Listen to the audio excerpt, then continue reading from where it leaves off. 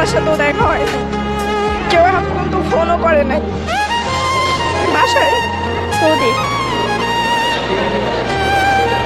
সরকারি অফিসের মাধ্যমে যাচ্ছে, অফিসে মানে কথা বলে তারপর। আমার হচ্ছে হলো কোম্পানি মানে মার্কেটের বিষয়, ক্লিনিক বিষয়। আমার টাকা খরচ টোটাল গেছে 40,000। মানে পরিবারের কাছে অনেক অভিযোগ আছে, এর জন্য বেশি একটা খারাপ লাগতেছে।